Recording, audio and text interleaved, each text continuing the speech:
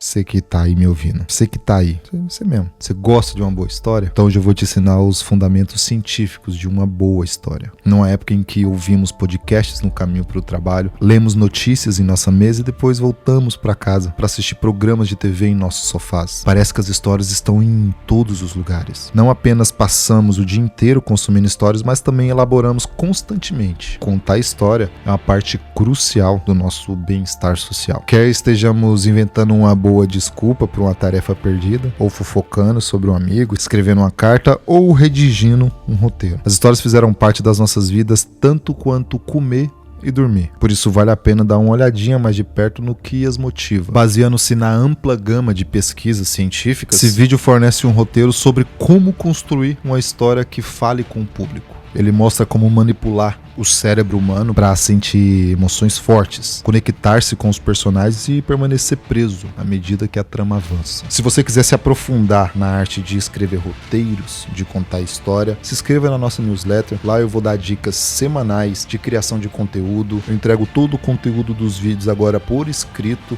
e nesse conteúdo por escrito tem coisas que acabam não entrando no vídeo. Então se inscreva lá para você se aprofundar, você vai adorar. Link aqui na descrição. E se inscreva no canal também, ô seu vagabundo.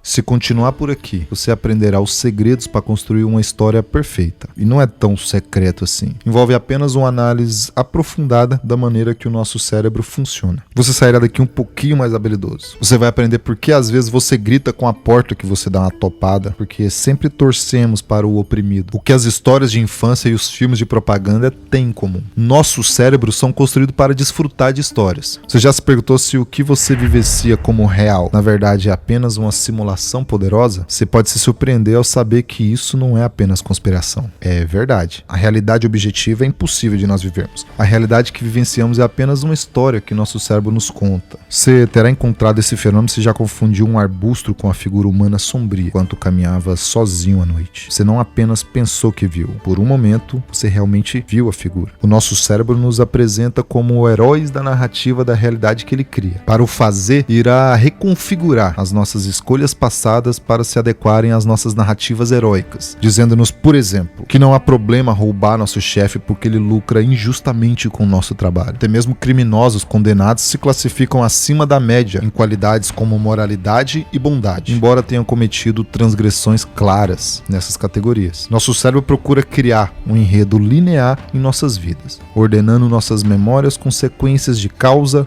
e efeito. Essa capacidade de encontrar causa e efeito, mesmo onde não existem, foi demonstrada por dois cineastas soviéticos no início do século XX. Eles exibiram uma série de filmes para o público, onde cada filme mostrava o rosto inexpressivo de um ator, ao longo de imagens de várias cenas, com uma mostrando uma tigela de sopa, outra em uma mulher deitada em um caixão. O público elogiou a habilidade do autor, maravilhando-se com sua expressão triste sobre o caixão, ou seu olhar pensativo sobre a sopa. A história que nosso cérebro cria inclui não apenas nós, o herói, mas outros personagens. Estamos rodeados de pessoas que um dos nossos desejos mais profundos é compreender como funcionam suas mentes. É uma das maneiras pelas quais nossos cérebros procuram controlar o nosso ambiente. Por que somos levados a compreender outras pessoas? A resposta está enraizada na própria sobrevivência. A nossa espécie sobreviveu graças à cooperação humana, e à medida que nos mudamos para povoações fixas, ter competência social para comércio, para negociação, tornou-se um bem valioso. O desejo de compreender os outros é tão avassalador que até projetamos sentimentos humanos em objetos inanimados, como uma porta vingativa que se abre para nos atingir depois de abatermos. As histórias dão oportunidade de satisfazer a nossa vontade de compreender a mente dos outros. E há um tipo específico de personagem que nos atrai, aqueles com falhas. Estamos particularmente interessados em personagens imperfeitos. Nosso cérebro nos considera os heróis da nossa história, uma narrativa em que somos sempre moralmente superiores. Como resultado, muitas vezes deixamos de lado nossas próprias falhas. No entanto, À medida que entramos na mente de um personagem imperfeito através da nossa história, um espaço seguro é criado para explorar as nossas próprias falhas. Muitas falhas podem ser atribuídas a crenças solidificadas lá na infância, que ajudam a criar nossa visão distorcida e única de como o mundo funciona. As influências culturais desempenham um papel importante. Por exemplo, um personagem que cresceu na Inglaterra vitoriana aprenderia os valores da compostura, da autodisciplina, enquanto um personagem que cresceu durante a era pioneira do oeste americano teria sido influenciado por ideias sobre liberdade pessoal e ambição individual. Uma vez solidificadas essas crenças, passamos toda a nossa vida adulta defendendo-as. Confrontar visões de mundo oposto é tão perturbador para nós que parece mesmo que estão me atacando fisicamente. Um estudo realizado pela neurocientista Sarah Gimbel foram apresentadas a pessoas evidências que contrariavam as suas posições políticas profundamente arraigadas. As varreduras mostram que a resposta de seus cérebros eram semelhantes à de alguém sendo confrontado por um urso na natureza. Nós nos apegamos aos nossos sistemas de crenças falhos e aos personagens também. A diferença é que seu cérebro cria uma autocensura para suas próprias falhas para considerá-lo uma espécie de herói. Ele não faz o mesmo com os outros, tornando mais fácil achar que as crenças dos outros estão erradas. Uma das maneiras pelas quais as falhas de caráter se manifestam é como elas ajudam ou impedem os personagens a alcançarem os seus objetivos. Por exemplo, no romance The Rumings of the Day, conhecemos o conservador mormon inglês Stevens, que tem um novo empregador, um homem americano menos tradicional. A contenção emocional faz com que ele não apenas perca um relacionamento com uma mulher que ama, mas também entre em conflito com seu novo empregador, impedindo de alcançar os seus objetivos. Nós prosperamos com metas significativas e controláveis. Como resultado, gostamos de ler sobre personagens que agem em prol de tais objetivos.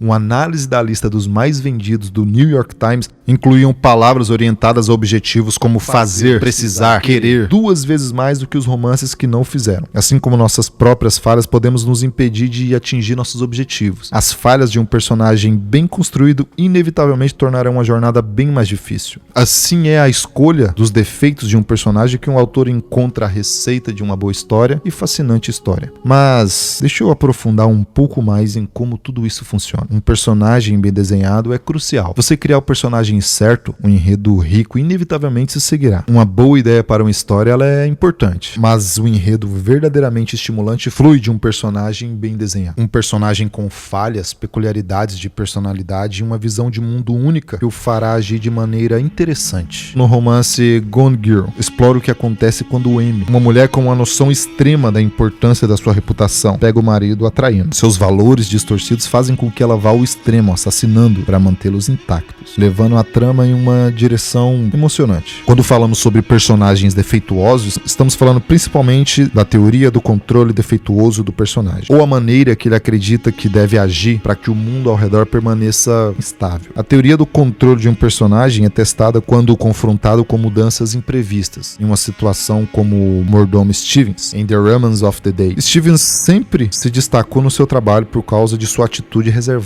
mas ele se sai mal quando o novo empregador espera que ele seja mais pessoal e brinque com ele. Além da teoria do controle, a personalidade é um dos elementos chaves de um personagem bem desenhado. A personalidade compreende 5 categorias principais: consciência, neuroticismo, abertura, agradabilidade e extroversão. Um personagem pode pontuar em qualquer lugar do espectro, de baixo a alto, para cada uma dessas características. Essa combinação pode ajudar a determinar que tipo de escolha ele fará e como reagirá em determinadas circunstâncias. Por exemplo, alguém com nível alto de consciência e neuroticismo pode trabalhar diligentemente, mas ser assolado pela ansiedade. Alguém com pontuação alta de abertura e simpatia provavelmente se sairia bem em um trabalho que exigisse adaptabilidade e empatia, como um gerente de recursos humanos, por exemplo. Finalmente, não importa que tipo de história você está tentando contar. Se você quiser criar algum tipo de personagem que seja realisticamente falho, certifique-se que ele seja tão propenso a entender mal os outros quanto as pessoas reais. Os pesquisadores sugerem que lemos as emoções e pensamentos das pessoas mais próximas de nós, com a precisão de apenas 35%. Isso leva a um mau entendimento mútuo. E na ficção, como na vida real, esse mau entendimento é fonte de muito drama. No romance clássico Orgulho e Preconceito, o Sr. Darcy aconselha o seu amigo a não se casar com Jane, porque ele a julga mal por ser desinteressado pelo seu amigo. Como resultado, ele separa 2 pessoas que se amam. Um enredo rico deveria nos levar a pensar: quem é esse personagem? Quem é esse rapaz que está falando? Um homem idoso está deitado em sentença eleita de morte com um globo de neve nas mãos. Ele diz uma única frase: botão de rosa. E o globo de neve cai no chão. Assim começa o clássico filme Cidadão Kane. Imediatamente somos atraídos, perguntamos-nos quem é esse homem. Uma boa história deve sempre nos fazer pensar quem realmente é o personagem. Essa é a questão que nos mantém lendo ou observando ou assistindo um vídeo. Está fundamentada nos nossos desejos de compreender plenamente a mente do outro. Mas como determinamos que tipo de pessoa é um personagem? Nós o colocamos em situações específicas para revelar o seu caráter. Situações específicas nos ajudam a determinar a questão central de compreender as pessoas. Esse personagem é altruísta ou egoísta? Ele é bom ou mau? Ele é de esquerda ou é de direita? Essa questão remonta às fofocas tribais, onde a linguagem evoluiu pela primeira vez. Ainda hoje, estudos mostram que esse tipo de fofoca ocupa cerca de 2/3 das nossas conversas. A maior parte desse tempo é gasta discutindo como os outros quebram egoisticamente as regras morais dos nossos grupos, ao invés de cumpri-las abnegadamente. Seja uma fofoca sobre os comportamentos esquisitos de um amigo, ou histórias bíblicas de Eva pegando a maçã. Uma boa história nos revela se um personagem é altruísta ou não. Outra maneira de mostrar a verdadeira face do personagem é por meio de mudanças inesperadas que testam as suas crenças fundamentais. Por exemplo, o filme The Truman Show, o personagem principal Truman acredita que está vivendo uma vida normal, mas na verdade ele está em um reality show durante toda a sua vida. À medida que a história começa, eventos incomuns, como holofotes caindo do céu, que na verdade é um teto de um enorme estúdio de televisão, começaram a alertá-lo pelo fato de que as coisas não são o que parece. Essa interação entre a trama superficial e a trama interna dá um psique. É como começamos a ver mudanças nesse personagem. À medida que a fachada e sistemas de crença de Truman é quebrada, ele começa a agir de forma imprevisível, escondendo-se, ameaçando e mentindo para os seus próprios supostos amigos. À medida que a sua percepção de quem ele realmente é muda, como resultado, não sabemos mais quem ele é. Agora você entende como construir um personagem e um enredo para manter o leitor fisgado. Você pode estimular ainda mais a sua história, dando um espaço ao cérebro para preencher as lacunas. O poeta Robert Frost conjurou uma imagem instantânea com um verso de abertura. Abre aspas. 2 estradas divergiam em um bosque amarelo. Há uma razão pela qual nos lembramos de pequenos detalhes da história muito tempo depois de as complexidades dos enredos terem sido esquecidas. Esses detalhes alimentam nossos cérebros naturalmente curiosos. Nossos cérebros desejam preencher lacunas de informação, especialmente à medida que adquirem mais conhecimento. Consideramos um estudo em que foram mostradas a alguns participantes 3 imagens de parte de corpo de uma pessoa, enquanto a outro grupo foram mostradas apenas 2 imagens e a outro grupo apenas uma imagem. Os pesquisadores descobriam que quanto mais fotos os participantes viam, mais ansiosos eles ficavam para ver uma foto que era de uma pessoa inteira. Você pode despertar a curiosidade do cérebro fornecendo informações suficientes, uma ferramenta que você pode utilizar para manter o leitor interessado em seu enredo de personagem. Uma forma de revelar informações sobre o personagem é por meio de diálogos, oferecendo informações para o desenvolvimento da trama e também contando ao público algo sobre a formação, a personalidade e as emoções do personagem. No final de tudo, a maioria das boas histórias trata, em última análise, de mudança de status. O mundo animal é alimentado por status. Os chimpanzés ficam de olho em seus alfas, sempre em busca de sinais que talvez precisem ser destronados. Os humanos não são diferentes. Embora a nossa ambição de compreender os outros humanos reflita o nosso desejo de nos darmos bem com os outros, temos outra necessidade profundamente enraizada, de alcançar status. Os investigadores observam que o bem-estar físico e mental das pessoas parecem depender do status que lhes é atribuída pelos outros. No entanto, a nossa necessidade de status por muitas vezes entra em conflito com a pressão de agir de forma altruísta, criando drama e conflito. A nossa busca por status nos dá uma meta concreta pela qual trabalhar. Se o cérebro é nosso narrador, a direção do objetivo é que mantém o enredo da nossa história avançando. Isso foi demonstrado no estudo em que foi pedido aos funcionários de um restaurante que escolhessem, numa lista, todos os futuros possíveis que poderiam ter, bem como aqueles que seus colegas de trabalho poderiam ter. Eles previam de forma esmagadora futuros brilhantes para si próprio do que para os seus colegas. Assim como gostamos de trabalhar em prol dos nossos objetivos, também gostamos de nos sentir participantes de uma luta de um personagem em direção a um objetivo. objetivo. Isso explica a natureza obsessiva de jogadores de videogame que se perdem nos mundos orientados para objetivos de jogos. Na nossa luta baseada em objetivos, todos nos vemos como oprimidos. Uma vez que nos identificarmos com aqueles de status inferior, torcemos por eles e desejamos ver eles com um status superior, colocados em seus devidos lugares. Um estudo conduzido por investigadores da Universidade de Shenzhen, os participantes jogaram um jogo de computador e depois foram informados que alcançaram o status de jogador de 2 estrelas. Quando posteriormente foram mostradas fotos de jogadores de 3 estrelas com dor, as varreduras cerebrais mostram que eles só sentiam empatia pelos jogadores de 1 estrela. A mudança de status também pode levar ao colapso de crenças arraigadas, o que está no cerne de uma história interessante. Por exemplo, a peça Rei Lear, de William Shakespeare. O rei pede às suas 3 filhas que demonstrem o seu amor por ele para determinar como dividir as suas terras. 2 de suas filhas se emocionam com o seu amor por ele, enquanto conspiram para tomar o poder e eventualmente conseguem. A remoção de seus status de rei todo-poderoso por suas próprias filhas destrói a sua crença anterior de que todos agem para o seu melhor interesse. A história tem um poder único de mudar a nossa visão de mundo. Quando pensamos em propaganda, podemos lembrar-nos de cartazes apelando ao recrutamento para a guerra, ou em filmes que mostram rivais políticos como inimigo. Mas, de certa forma, a maioria das histórias destes livros infantis e até thrillers, best-sellers, são uma forma de propaganda. Eles nos ensinam lições sobre maneiras corretas de nos comportarmos. As histórias nos ensinam lições sobre maneira de obter e garantir status. Como indivíduos, isso é facilmente reconhecido em textos religiosos e histórias infantis. Por exemplo, em um livro infantil, um personagem intrometido é repetidamente punido por seu comportamento intrometido até que ele pare e seja bem-vindo à comunidade. E quando não apenas o nosso status individual, mas o status dos nossos grupos se sentem ameaçados, recorremos a histórias para explorar o desejo primoral de mantê-los. O infame filme de 1915, Nascimento de uma Nação, espalhou ideias perversas sobre a ameaça que os negros americanos representavam para a chamada raça branca. Essa mensagem insidiosa resultou na adesão de muitos à Ku Klux Klan, um grupo bem tranquilo, e aumentou a violência e o ódio já vividos pelos negros. Por outro lado, as histórias também podem nos dar a capacidade de ter empatia por personagens, transportando-nos para os seus cérebros.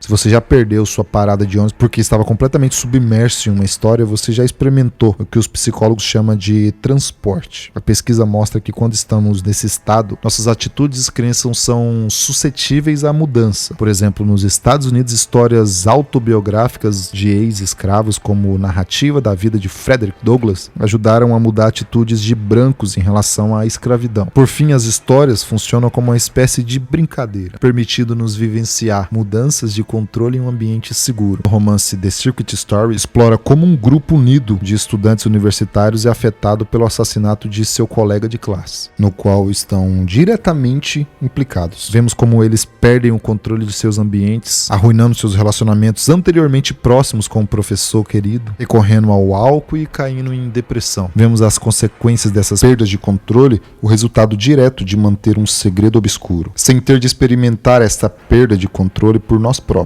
O poder das histórias reside nessas experiências de perda de si mesmo. Eles se tornam uma jornada para descobrirmos coisas sobre nós mesmos, um sobre o outro e sobre o mundo que compartilhamos. Em resumo, o cérebro humano é atraído por histórias sobre personagens imperfeitos. Reagem e se adaptam a mudanças inesperadas. Uma boa história começa com um personagem com crenças erradas sobre como controlar seu ambiente e atingir seus objetivos. Depois criam obstáculos que testarão essa crença e levarão o leitor a se perguntar quem realmente é o personagem no fundo. Adicionar elementos como lacuna de informação, linguagem poética, ricas em metáforas e temas de mudanças de status estimula ainda mais o cérebro, mantendo o público preso e ansioso para ver cada vez mais. Bom, se você chegou até aqui, se inscreva no canal, curta esse vídeo, assine a nossa newsletter. Lá você vai encontrar todo o conteúdo desse vídeo e mais algumas informações extras que acabam não entrando no vídeo.